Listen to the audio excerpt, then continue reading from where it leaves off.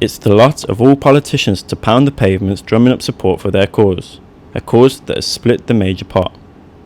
Well, I'm here in Washwood Heath with our splendid councillors, Glenys Wilmot, who's the head of our Labour group in the European Parliament, and Emma Reynolds, my colleague, who's an MP in Wolverhampton, and the people around here are certainly not keen to leave the EU. And I'm not sure of the validity of the kind of stats. Our own polling amongst Labour supporters shows 2-1 in favour, with a chunk of don't knows wherever you are in the country.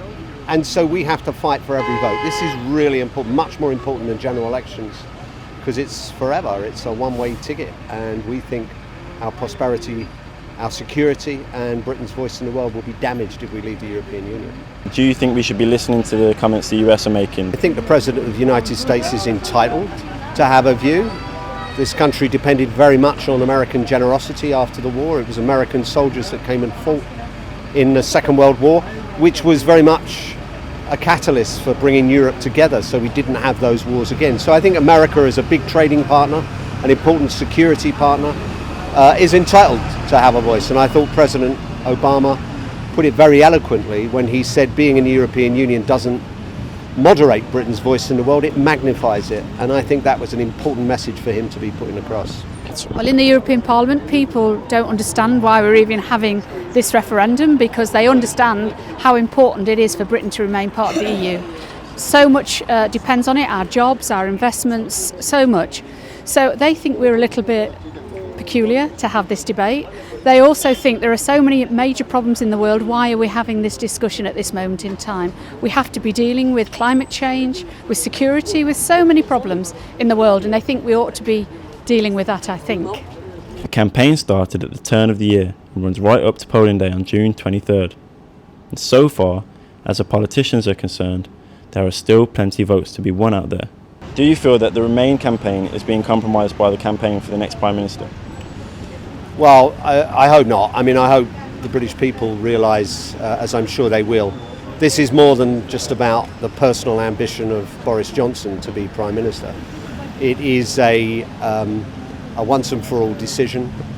I think those kind of offstage noises from the Conservative Party are a distraction, but I don't think in the end it will affect people's decision, because I've got a lot of faith in the British people to decide on the basis of their futures and their family futures, young people really, and their future that this is all about. And I think people will put that far higher on their agenda than the machinations and internal conflict in the Conservative Party. Well, the Brexit side accuse us of scaremongering and then say that if we stay in the European Union there'll be 75 million Turks milling at our border. That's scaremongering writ large.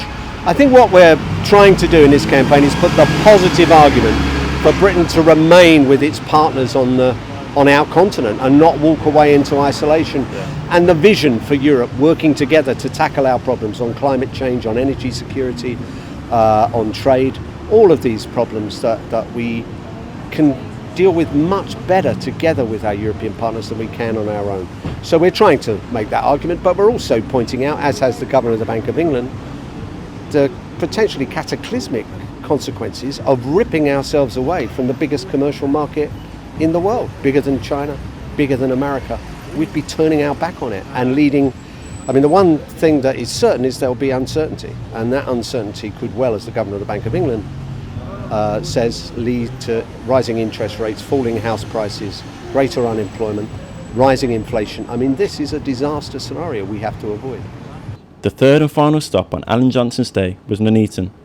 He will be joined across the country not only by other Labour MPs, but by Conservative and UKIP supporters.